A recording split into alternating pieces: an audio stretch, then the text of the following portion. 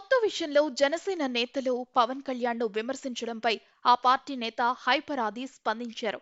ఒక నిజమైన జన సైనికుడు ఎలా మాట్లాడాలో అలా మాట్లాడావు ఆది అని నాగబాబు ఆ వీడియోను షేర్ చేశారు. ఎక్కువ సీట్లు తీసుకొని ఇన్నే గెలిచాడా అనిపించుకోవడం కంటే తక్కువ సీట్లు తీసుకొని అన్నీ గెలిచాడు అనిపించుకోవడం కరెక్ట్ అని భావించి పవన్ 24 సీట్లకే పరిమితమయ్యారని ఆది ఆ వీడియోలో చెప్పారు. అందరికీ హాయ్ అండి. ఆహ్, ముఖ్యంగా జన సైనికులకి, వీర మహిళలకి నాదొక చిన్న విన్నపం అండి.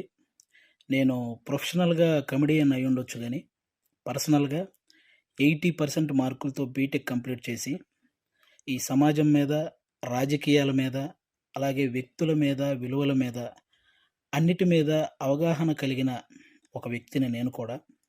ఆంధ్రప్రదేశ్‌లో ఓటు హక్కు ఉంది కాబట్టి జరుగుతున్న విషయాల మీద మాట్లాడే హక్కు నాకు కూడా ఉందని నేను మాట్లాడుతున్నాను.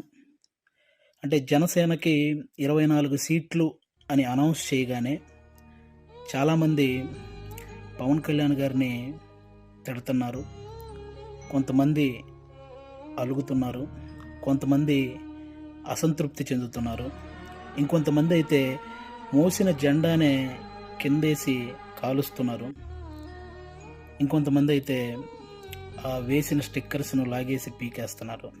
ఇవన్నీ చూసి నిజంగా మనసుకి చాలా చాలా చాలా బాధ అనిపించింది. ఒక్కసారి ఆవేశంతో కాకుండా మీ ఆత్మ సాక్షిగా ఆలోచించి చెప్పండి. తను నమ్ముకున్న ప్రజలను కానీ, తనతో నడుస్తున్న నాయకులను కానీ మోసం చేసే వ్యక్తిత్వం పవన్ కళ్యాణ్ గారికి ఉంటుందా అండి?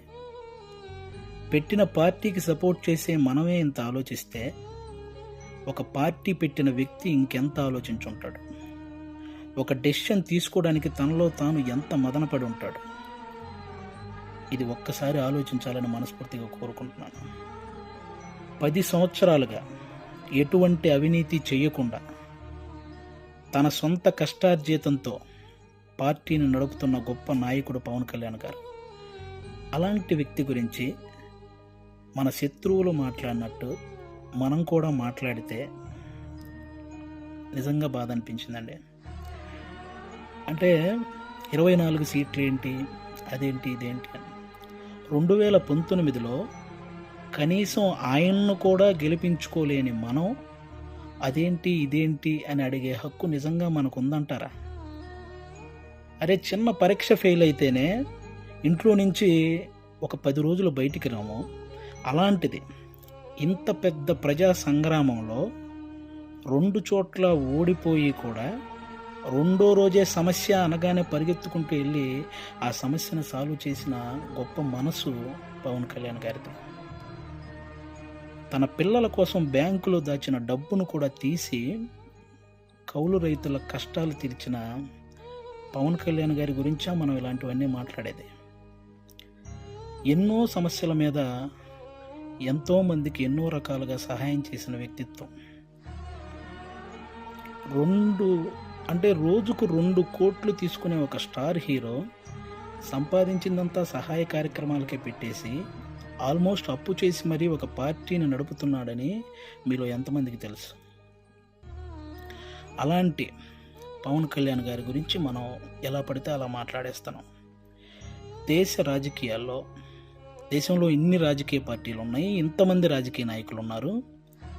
ఎవరైనా సరే మేము అధికారంలోకి వస్తే అది చేస్తాం, ఇది చేస్తాం అనేవాళ్ళే కానీ ప్రతిపక్షంలో ఉండగా ఏనాడైనా వాళ్ళ జేబులో నుంచి 1 రూపాయి తీసి ఎవరికైనా సహాయం చేశారా?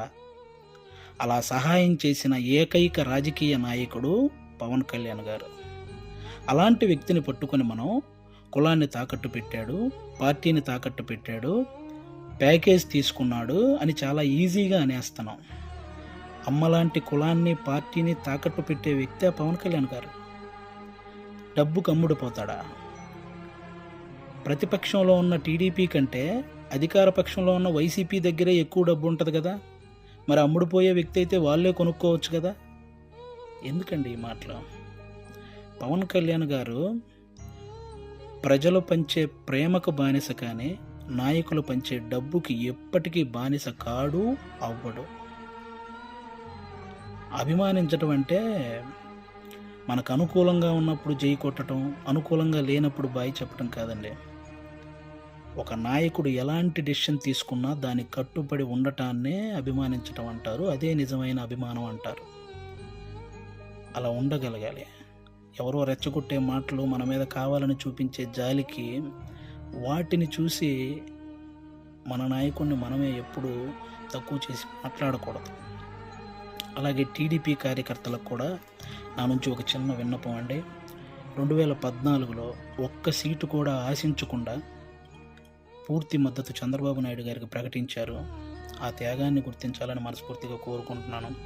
అలాగే 2023లో 14 సంవత్సరాలు ముఖ్యమంత్రిగా చేసిన ఒక వ్యక్తిని పేద కుటుంబాల్లో ఎంతోమంది పేద విద్యార్థులు వాళ్ళు ఐటీ జాబ్ చేయొచ్చు, అమెరికాలోకి వెళ్ళి సెటిల్ అవ్వచ్చు అని ఈ ఐటీని తెలుగు రాష్ట్రాల్లో ప్రతి ఒక్కరికి పరిచయం చేసినటువంటి చంద్రబాబు నాయుడు గారు లాంటి వ్యక్తి ఒక 70 ఏళ్ళ పైబడిన వ్యక్తిని జైల్లో పెడితే నిజంగా చాలామందికి బాధ అనిపించింది.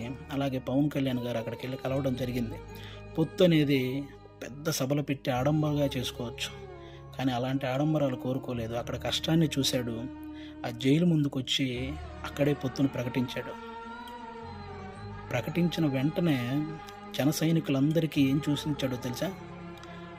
అవసరంలో మనం ఆదుకున్నాం కాబట్టి అనవసరంగా టీడీపీని ఎవరైనా తక్కువగా మాట్లాడడం కానీ తప్పుగా మాట్లాడడం కానీ చేయొద్దని జన సైనికులందరికీ సూచించారు.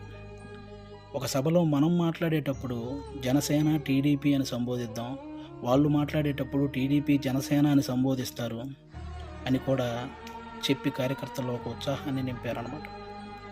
అంటే ఒక పొత్తు ధర్మాన్ని ఇంతకంటే నిజాయితీగా పాటించే వ్యక్తి ఎవరైనా ఉంటారా? ఎక్కువ సీట్లు తీసుకొని ఇన్నే గెలిచాడా అనిపించుకోవటం కంటే తక్కువ సీట్లు తీసుకొని అన్నీ గెలిచాడు అనిపించుకోవటం కరెక్ట్ అని భావించి 24 సీట్లకే పరిమితం అయ్యారు. కాబట్టి టీడీపీ కార్యకర్తలందరికీ రేపొద్దున ఆ 24 చోట్ల టీడీపీ కార్యకర్తల ఓటు ట్రాన్స్ఫర్ ఖచ్చితంగా జనసేనకు జరగాలి. ఆయన త్యాగాన్ని రుణం తీర్చుకోవాల్సిన సమయం వచ్చిందని నేను అనుకుంటున్నాను. అలాగే పవన్ కళ్యాణ్ గారి మాటని గౌరవించి జనసేన కార్యకర్తలు కూడా టీడీపీ నిలబడ్డ ప్రతి చోట ఆ ఓటు ట్రాన్స్ఫర్ జరగాలని మనస్ఫూర్తిగా కోరుకుంటున్నాను. చాలామందికి ఈ 24 సీట్లు ఏంటి అదేంటి అని అసంతృప్తిగా ఉన్న వాళ్ళకి ఒక చిన్న ఎగ్జాంపుల్ చెప్తాను. మహేంద్ర సింగ్ ధోని క్రికెటర్ మీ అందరికీ తెలుసు. ఆయన వచ్చిన కొత్తలో స్టార్టింగ్లో డక్అవుట్ అయ్యాడు. ఆ తర్వాత మంచి మంచి షాట్లు కొట్టి ఒక 24 పరుగులు చేశాడు. ఇతనిలో గేమ్ ఉంది అని అందరికీ తెలిసేలా చేశాడు. ఆ తర్వాత గేమ్ చేంజర్ అయ్యాడు. ఆ తర్వాత గేమ్ విన్నర్ అయ్యాడు. ఫైనల్గా క్రికెట్నే శాసించాడు. మన నాయకుడు కూడా అంతే. స్టార్టింగ్లో 2 చోట్ల ఓడిపోయి ఉండొచ్చు. ఇప్పుడు 24 సీట్లతో అసెంబ్లీలోకి 21 సీట్లతో అసెంబ్లీలోకి వెళ్ళొచ్చు. 3 పార్లమెంట్ సీట్లు గెలవచ్చు. రాజకీయం బాగా తెలిసినవాడు అని అందరూ అనుకోవచ్చు. ముందు ముందు ఆయనే గేమ్ చేంజర్ అవ్వచ్చు, ఆయనే గేమ్ విన్నర్ అవ్వచ్చు. మీరు చూస్తుండగానే ఈ రాజకీయాల్ని శాసించవచ్చు.